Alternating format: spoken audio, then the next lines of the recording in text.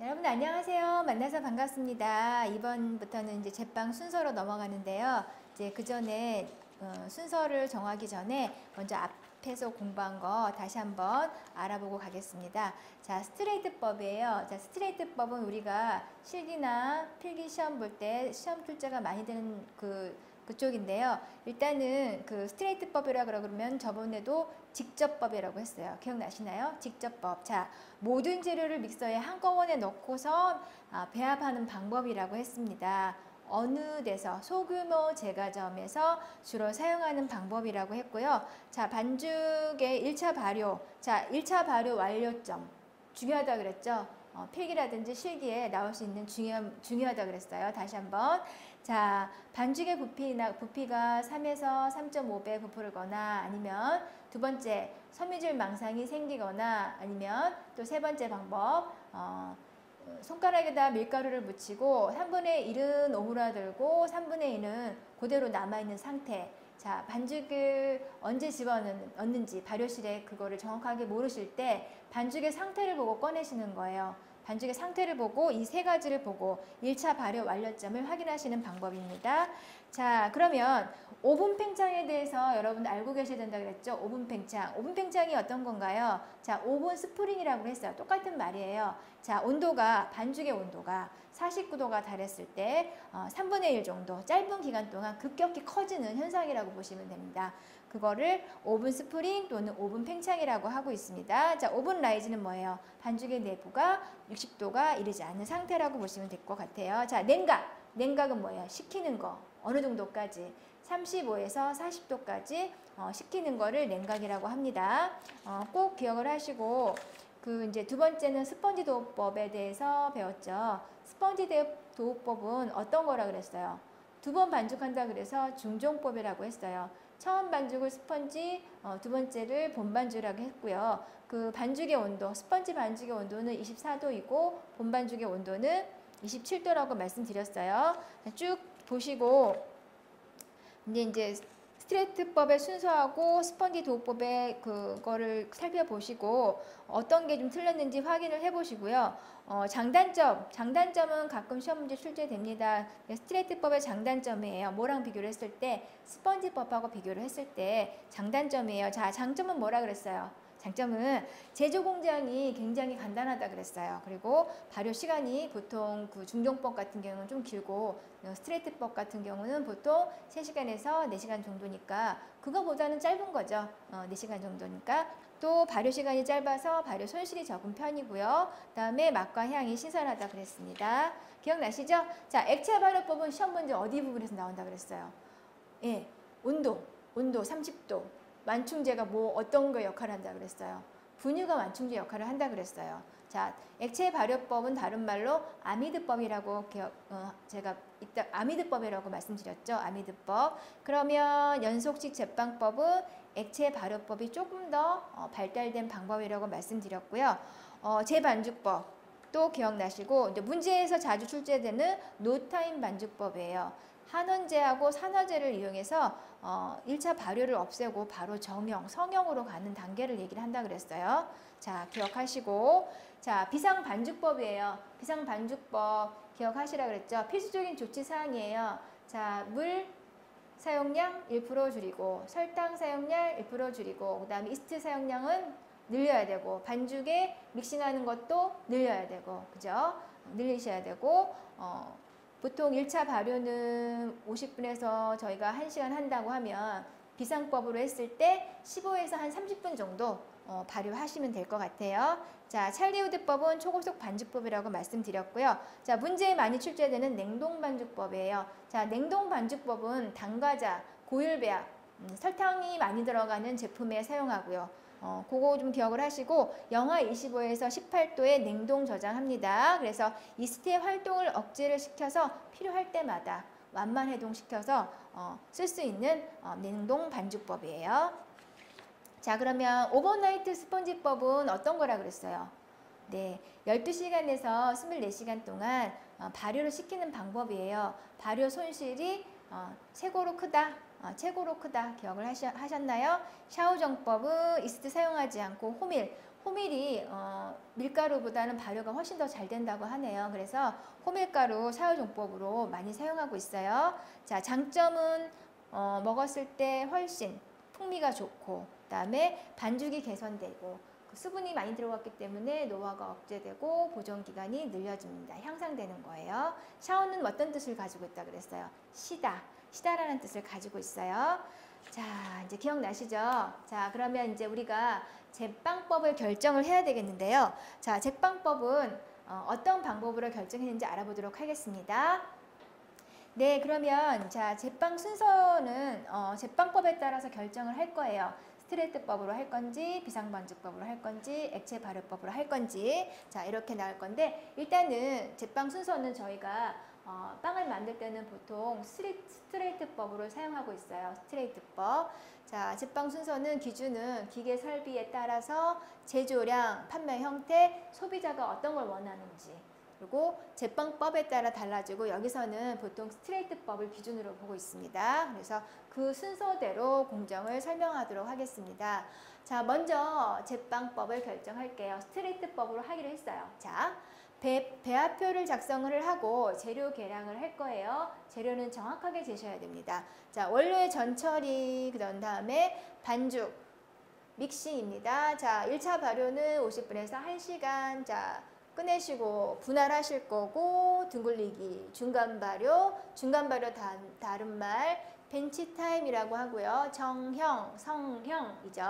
팬닝, 팬 안에 집어넣는 거, 팬닝. 자, 2차 발효예요. 팬닝 하시고 바로 굽는 게 아니라 2차 발효를 꼭 하셔야 돼요. 저희는 두 번의, 스트레이트법에서는 두 번의 발효가 있어요. 1차 발효와 2차 발효. 중간에 잠깐 쉬는 벤치 타임은 잠깐 쉬는 거기 때문에 그냥 1차 발효, 2차 발효 있다가 보시면 되고요.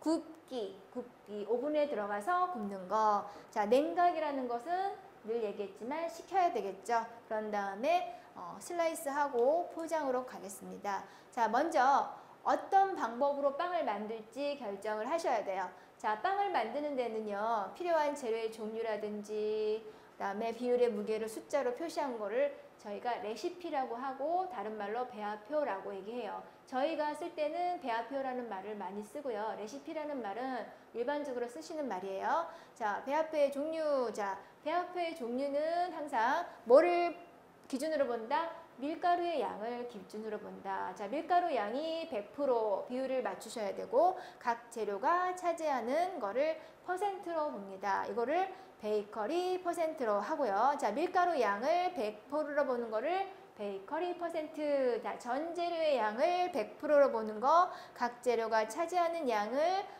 프로로 표시하는 거를 트루 퍼센트라고 합니다. 문제에서는 베이커리 퍼센트 많이 나오니까 참고하시고, 자, 베이커리 퍼센트의 배합량을 계산하는 방법이에요.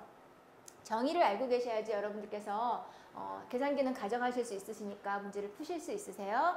자, 각 재료 무게 알고 싶어요. 자, 밀가루 무게 곱하기 각 재료 비율 나왔죠? 자, 여기에 자, 밀가루 무게는 어떻게 알고 아시냐면은 총 배합률 분의 밀가루 곱하기 총 반죽의 무게로 하시면 밀가루 무게가 나옵니다. 그러면 이 총 반죽의 무게를 알고 싶어요. 총 배합률이 분의 총 배합률 곱하기 밀가루 무게, 이렇게 계산하시면 되세요. 자, 정의를 알고 계셔야지만 풀 수 있는 문제예요.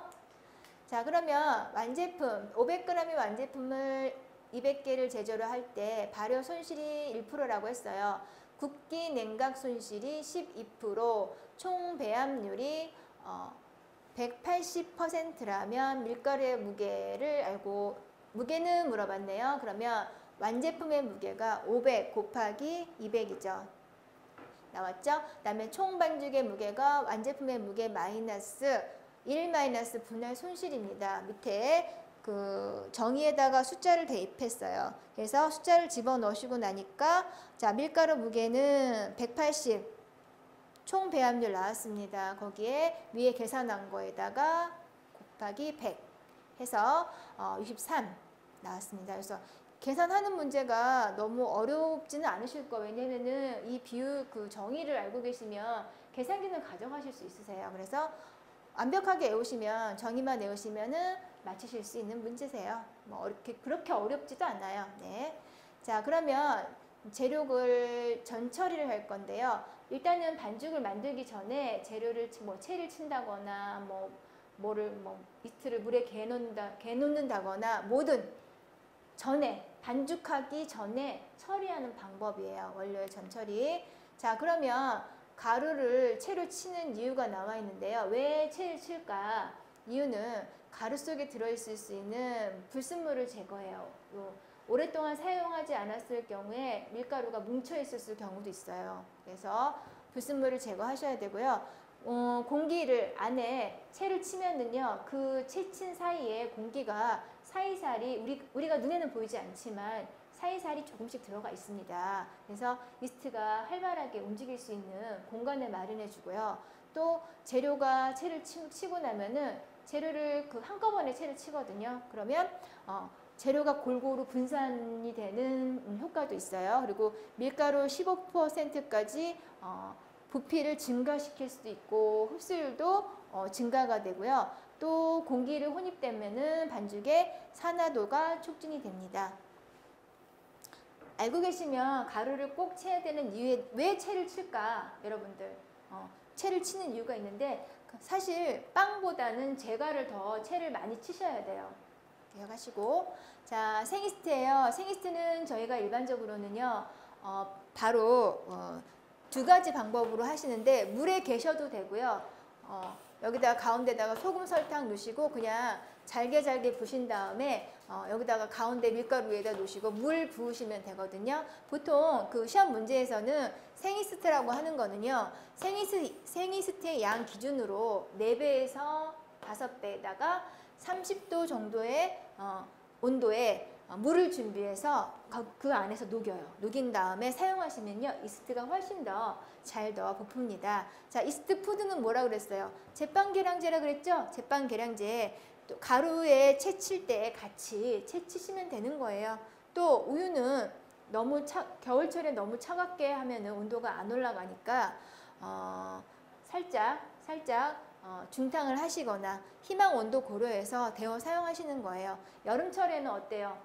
온도가 올라가니까 약간 차게 사용하시는 게 희망 온도를 맞추실 수 있으세요. 자, 물입니다. 자, 물은 빵을 만드는데 온도에 굉장히 민감합니다. 그래서 물 온도를 잘 적절히 조절을 하셔야 되고요.